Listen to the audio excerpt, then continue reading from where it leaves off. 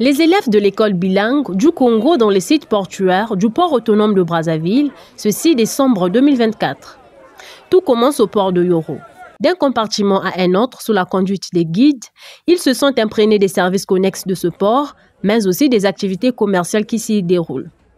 Ce port reçoit tous les produits venant des villages dirigés au bord du fleuve Congo et de la République démocratique du Congo.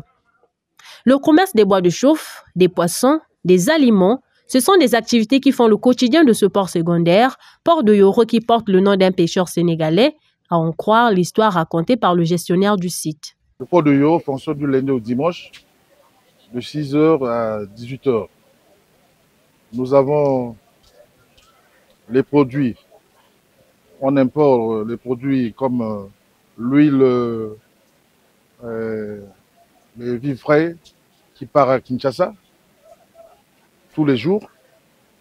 Et Kinshasa aussi nous apporte les marchandises. Le port de Yoro, c'est un sujet sénégalais qui habitait quelque part là, qui s'appelait Monsieur Yoro. C'est là on a nommé ce port-là, au lieu de Tchouka, port de Yoro. Après le site portuaire de Yoro, la visite d'immersion et excursion a mis le cap sur le port ATC, l'un des ports de Brazzaville, recevant les passagers et les marchandises en provenance des grandes villes situées le long du fleuve Congo, de Lubangui et de la Sanga.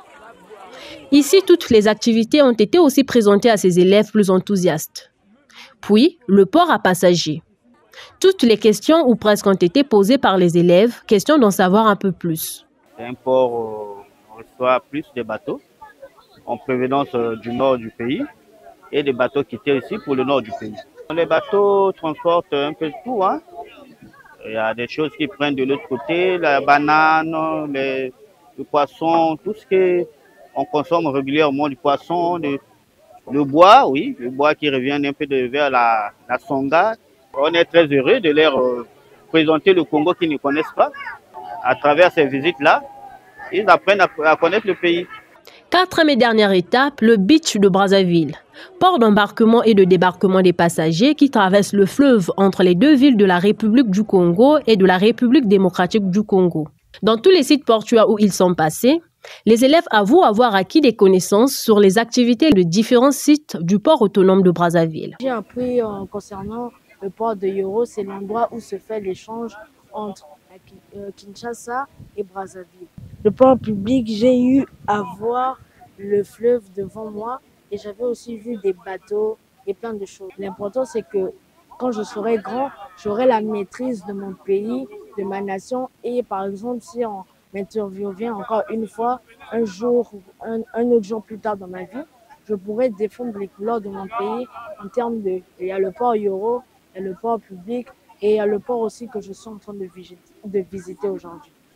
Il y a plusieurs ports. Ce que nous avons visité, on a visité le port public, le port de Yoro et le beach. En partant à Yoro, j'ai appris qu'il y a des commerces de bois, des villages qui entreprennent des commerces partout. Il y a des pirogues et des baleinières. Cette île ici, c'est l'île Bamou. De ce côté ici, il y a la RDC. Ici, on est venu découvrir comment on fait pour livrer des choses à Kinshasa. Cette tournée dans les différents ports de Brazzaville, où l'activité économique est plus dynamique, s'inscrit ainsi dans le cadre des activités extrascolaires de l'école bilingue du Congo, qui se distingue par sa stratégie pédagogique plus inclusive, formant les élèves dans l'option de favoriser la culture entrepreneuriale. Nous avons une vocation innovatrice. Ça veut dire qu'on ne s'arrête pas seulement entre les quatre murs avec les enfants pour enseigner ABC. Il faut montrer aux enfants la vie. Il faut montrer aux enfants qu'est-ce qui les attend après l'école. C'est dans cette vision que nous avons emmené les enfants au port de Brazzaville, dans les différents sites de port de Brazzaville, pour que les enfants sachent quels sont les points d'échange de la ville de Brazzaville. On a vu les différents sites, par exemple le port de Yoro, qu'ils n'ont jamais connu. Donc, ils ont découvert le beach, qui est le chemin d'aller et de retour de la République démocratique du Congo à partir de Brazzaville. Donc, les enfants ont découvert des choses qu'ils ne connaissaient pas et des choses qu'ils ont entendues, ils ont touché du doigt certaines choses. C'est vraiment un succès pour nous. La visite dans les installations portuaires de Brazzaville n'est pas la première sortie pédagogique des élèves de l'école bilingue du Congo. Récemment, les élèves répartis en 3 vagues ont visité l'université Denis Sassou Nguesso, le laboratoire d'analyse d'eau de la Congolaise des eaux et les installations sanitaires de la clinique de la Fondation Matete.